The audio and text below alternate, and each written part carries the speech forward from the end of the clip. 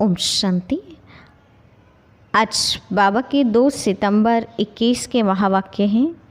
मुरली का टाइटल है मीठे बच्चे, तुम अपनी तकदीर भविष्य नई दुनिया के लिए बना रहे हो। यह तुम्हारा राजयोग है ही नई दुनिया के लिए। उत्तर है, एक तकदीरवान बच्चे कायदे से श्रीमत पर चलेंगे। कोई भी कायदे के विरुद्ध कार्य करके अपने का व बाप को ठगेंगे नहीं। दूसरी पॉइंट, उन्हें पढ़ाई का पूरा शौक़ होगा, समझाने का भी शौक़ होगा। तीसरा, पास विद ऑनर बन स्कॉलरशिप लेने का पुरुषार्थ करेंगे। चौथा, कभी किसी को दुख नहीं देंगे, कभी कोई उल्टा कर्म नहीं करेंगे। गीत हैं, तकदीर जगाकर आई हूँ। ओम शांति। मीठे मीठे रूहानी बच्चों ने गीत सुना, नयों ने भी सुना तो पुरानों ने भी सुना, कुमारियों ने भी सुना। ये पाठशाला है। पाठशाला में कोई न कोई तकदीर बनाने जाते हैं। वहाँ तो अनेक प्रकार की तकदीर हैं। कोई सर्जन बनने की, कोई बैरिस्टर बनने की तकदीर बनाते हैं। तकदीर को एम ऑब्जेक्ट कहा जाता है। तकदीर बनाने बगैर पाठशाला में क्या पढ़ेंगे। अब यहाँ बच्चे जानते हैं हम भी तकदीर बनाकर आए हैं नई दुनिया के लिए, अपना राज्य भाग्य लेने। यह है नई दुनिया के लिए राजयोग। वह पुरानी दुनिया के लिए बैरिस्टर, इंजीनियर, सर्जन आदि बनते हैं। वह बनते बनते अभी पुरानी दुनिया का टाइम बहुत थोड़ा रहा है, वह तो ख़त्म हो जाएगा। वह तकदीर है इस मृत्यु लोक के लिए, इस जन्म के लिए। तुम्हारी पढ़ाई है नई दुनिया के लिए। तुम नई दुनिया के लिए तकदीर बनाकर आए हो। नई दुनिया में तुमको राज्य भाग्य मिलेगा। कौन पढ़ाते हैं? बेहद का बाप, जिससे ही वर्षा पाना है। जैसे डॉक्टर लोगों को डॉक्टरी का वर्षा मिलता है अपनी पढ़ाई का। अच्छा, जब बूढ़े होते हैं तब गुरु के पास जाते हैं। क्या चाहते हैं? कहते हैं हमको शांति धाम जाने की शिक्षा दो, हमको सद्गति दो, यहाँ से निकल शांति धाम ले जाओ। बाप से भी वर्षा मिलता है इस जन्म के लिए। बाकी गुरु से तो कुछ नहीं मिलता। टीचर से कुछ न कुछ वर्षा पाते हैं, क्योंकि आजीविका तो चाहिए ना। बाप का वर्षा होते हुए भी पढ़ते हैं कि हम भी अपनी कमाई करें। गुरु से कमाई कुछ हुई नहीं है। हाँ, कोई कोई गीता आदि अच्छी पढ़कर फिर गीता पर भाषण आदि करते हैं। वह सब हैं अल्पकाल सुख के लिए। अब तो इस मृत्युलोक का अंत है। तुम जानते हो हम नई दुनिया की तकदीर बनाने आए हैं। यह पुरानी दुनिया ख़त्म हो जानी है। बाप की व अपनी मिल्कियत भी सब भस्म हो जाएगी। हाथ फिर भी खाली हो जाएंगे। अभी तो कमाई चाहिए नई दुनिया के लिए। पुरानी दुनिया के मनुष्य तो वह कर नहीं सकेंगे।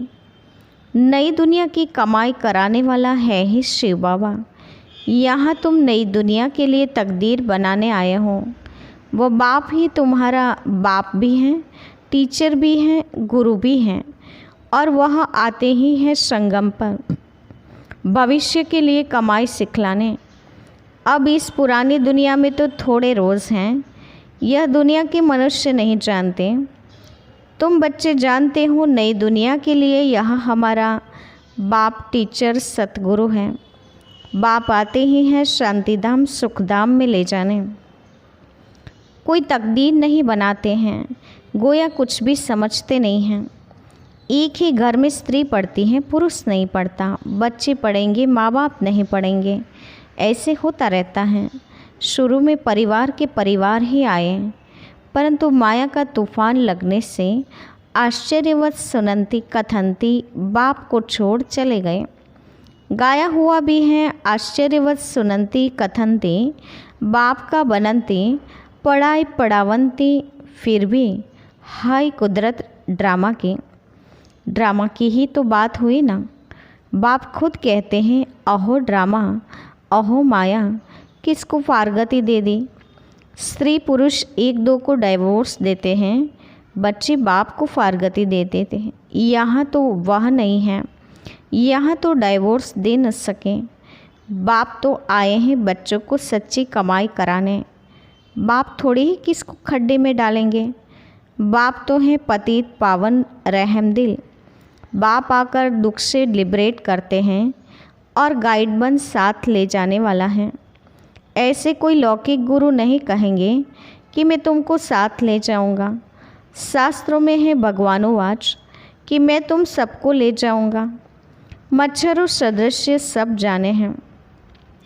तुम बच्चे अच्छी रीति जानते हो, अभी हमको जाना है घर, यह शरीर छोड़ना है। आप मुझे मर गई दुनिया। अपने को सिर्फ आत्मा समझ बाप को याद करना है। यह तो पुराना चोला छीछी है, यह दुनिया भी पुरानी है। जैसे पुराने घर में बैठे होते हैं, नया घर सामने बनता रहता है, तो बाप भी समझेगा हमारे लिए, बच्चे भी समझते हमारे लिए बन रहा है। बुद्धि चली जाएगी नए घर तरफ, इसमें यह बनाओ यह करो, बुद्धि उसमें ही लगी रहेगी। फिर पुराना तोड़ देते हैं। ममत्व सारा पुराने से मिटाए नए से जुड़ जाता है। यह है बेहद दुनिया की बात। पुरानी दुनिया से ममत्व मिटाना है और नई दुनिया से लगाना है। जानते हैं यह पुरानी दुनिया ख़त्म होनी है, नई दुनिया है स्वर्ग, उसमें हम राजाई पद पाते हैं। जितना योग में रहेंगे, ज्ञान की धारणा करेंगे, औरों को समझाएंगे, उतना खुशी का पारा चढ़ेगा। बड़ा भारी इम्तहान है। हम 21 जन्म के लिए वर्षा पा रहे हैं। साहूकार बनना तो अच्छा है ना, बड़ी आयु मिले तो अच्छा है ना। सृष्टि चक्र को जितना याद करेंगे, जितने को आप समान बनाएंगे, उतना फ़ायदा है। राजा बनना है तो प्रजा भी बनानी है। प्रदर्शनी में इतने ढेर आते हैं, वह सारी प्रजा बनती जाएगी, क्योंकि इस अविनाशी ज्ञान का विनाश नहीं होता, बुद्धि में आएगा। पवित्र बन पवित्र दुनिया का मालिक बनना है। राम राज्य की स्थापना हो रही है, रावण राज्य का विनाश हो जाएगा। सतयुग में तो होंगे ही देवताएं। बाबा ने समझाया था, लक्ष्मी नारायण का चित्र जो बनाते हैं उसमें लिखना चाहिए कि पास्ट जन्म में यह तमोप्रधान दुनिया में थे, फिर इस पुरुषार्थ से तमोप्रधान दुनिया से सतोप्रधान विश्व के मालिक बनेंगे। मालिक राजा प्रजा सब होती है ना। प्रजा भी कहेगी भारत हमारा सबसे ऊंचा है। बरोबर भारत ही सबसे ऊंच था, अभी नहीं है, था ज़रूर, अभी तो बिल्कुल गरीब हो गया है। प्राचीन भारत सबसे साहूकार था। हम भारतवासी सबसे ऊंच देवता कुल के थे। दूसरे कोई को देवी देवता नहीं कहा जाता। अब तुम बच्चियां भी पढ़ती हो, फिर औरों को समझाना है ना। बाबा ने डायरेक्शन दिया ना, कैसे प्रदर्शनी आदि में तार दी जाए, सो लिख कर आऊँ। तुम्हारे पास चित्र भी हैं, तुम सिद्ध कर बतला सकते हो कि उन्होंने यह पद कैसे पाया। अब फिर से यह पद पा रहे हैं शिव बाबा से। उनका चित्र भी है। शिव हैं परमपिता परमात्मा, ब्रह्मा विष्णु शंकर के चित्र हैं। परमपिता परमात्मा ब्रह्मा द्वारा स्थापना कर रहे हैं। विष्णुपुरी सामने खड़ी हैं। विष्णु द्वारा नई दुनिया की पालना। विष्णु हैं राधे कृष्ण के दो रूप। अब गीता का भगवान कौन ठहरा? पहले तो यह लिखो कि गीता का भगवान निराकार शिव हैं, न कि कृष्ण। ब्रह्मा सो विष्णु, विष्णु सो ब्रह्मा कैसे बनते हैं? एक ही चित्र पर समझाने में कितना टाइम लगता है। जब बुद्धि में बाप बैठे, पहले पहले तो यह समझा कर फिर लिखना चाहिए। बाप कहते हैं, ब्रह्मा द्वारा तुमको योग बल से 21 जन्म का अधिकार मिलता है। शिव बाबा ब्रह्मा द्वारा वर्षा दे रहे हैं। पहले पहले इनकी आत्मा सुनती हैं, आत्मा ही धारण करती हैं। मूल बात है ही यह। चित्र तो शिव का दिखाते हैं। यह है परमपिता परमात्मा शिव, फिर प्रजापिता ब्रह्मा तो ज़रूर चाहिए। यहाँ प्रजापिता ब्रह्मा के ब्रह्मा कुमार कुमारियाँ ढेर के ढेर हैं। जब तक ब्रह्मा के बच्चे न बने, ब्राह्मण न बने, तो शिव बाबा से वर्षा कैसे लेंगे? कुक की पैदाइश तो हो न सके। यह भी गाया जाता है मुखवंशावली। तुम कहेंगे हम प्रजापिता ब्रह्मा के मुख वंशावली हैं। वो गुरुओं के चेले अथवा फॉलोअर्स होते हैं। यहाँ तुम एक को ही बाप टीचर सदगुरु कहते हो, सो भी उनको कहते हो जो निराकार शिव बाबा ज्ञान का सागर नॉलेजफुल हैं, सृष्टि के आदि मध्य अंत का ज्ञान देते हैं। वह टीचर भी हैं, निराकार आकर साकार द्वारा सुनाते हैं। आत्मा ही बोलती है ना। आत्मा कहती है मेरे शरीर को तंग मत करो। आत्मा दुखी होती है। इस समय है पतित आत्मा। पतितों को पावन बनाने वाला परमपिता परमात्मा है। आत्मा बुलाती हैं हे पतित पावन, हे गॉड फादर। अब फादर तो एक बैठा है, फिर भी याद किसको करते हैं?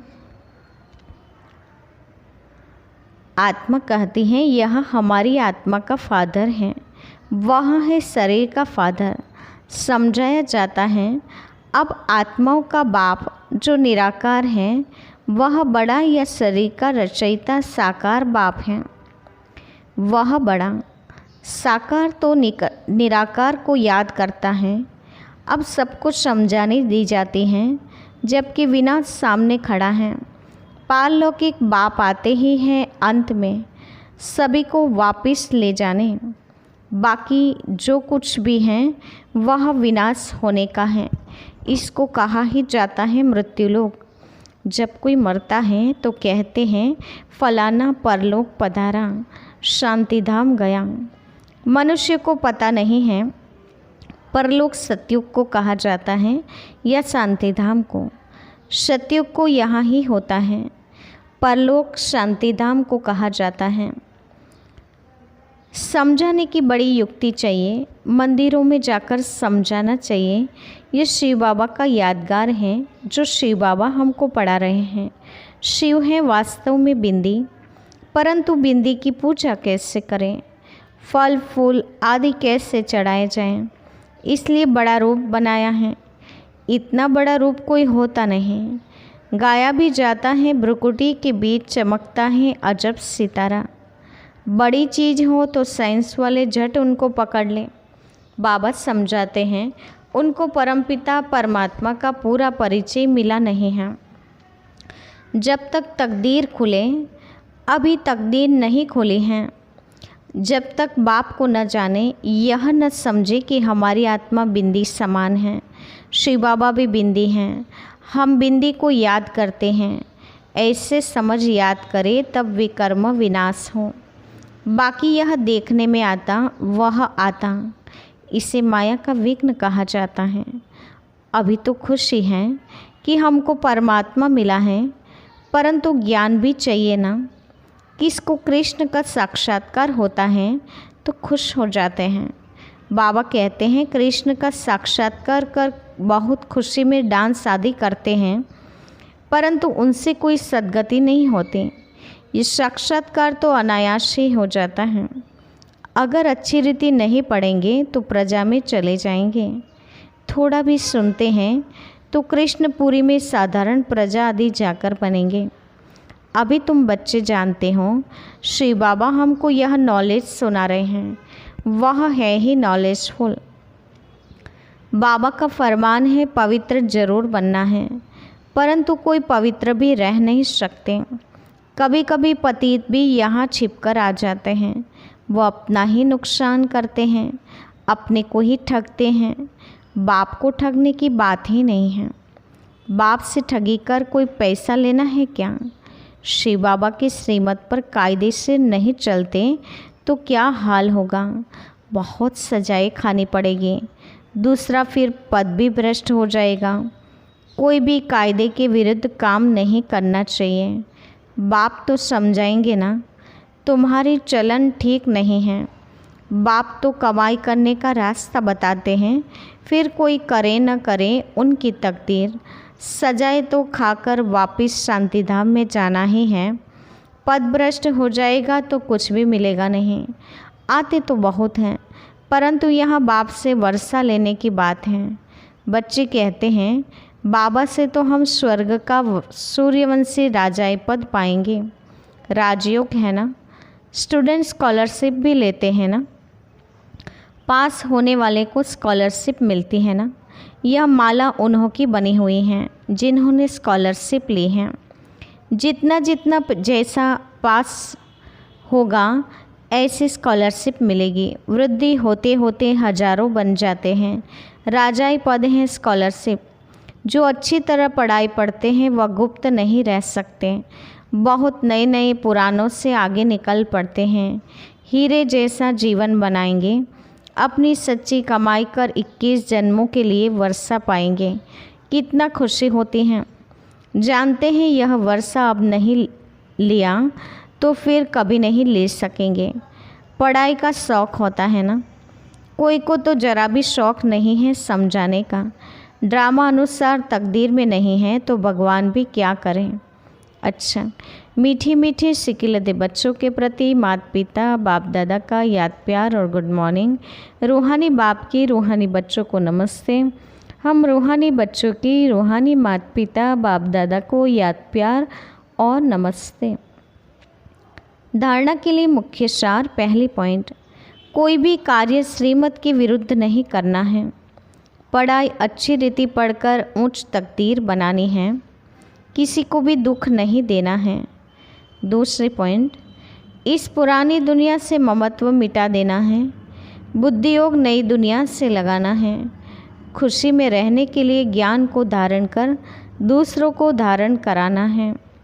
वरदान है, लाइट हाउस की स्थिति द्वारा पाप कर्म को समाप्त करने वाले पुण्य आत्मा भव। लाइट हाउस की स्थिति द्वारा पाप कर्मों को समाप्त करने वाले पुण्य आत्मा भव। विस्तार है, जहाँ लाइट होती है वहाँ कोई भी पाप का कर्म नहीं होता है। तो सदा लाइट हाउस स्थिति में रहने से माया कोई पाप कर्म नहीं करा सकती। सदा पुण्य आत्मा बन जाएंगे। पुण्य आत्मा संकल्प में भी कोई पाप कर्म नहीं कर सकती। जहाँ पाप होता है वहाँ बाप की याद नहीं होती। तो दृढ़ संकल्प करो कि मैं पुण्य आत्मा हूँ, पाप मेरे सामने आ नहीं सकता। स्वप्न व संकल्प में भी पाप को आने न दो। स्लोगन है, जो हर दृश्य को साक्षी होकर देखते हैं वही सदा हर्षित रहते हैं। जो हर दृश्य को साक्षी होकर देखते हैं वही सदा हर्षित रहते हैं। अच्छा, ओम शांति।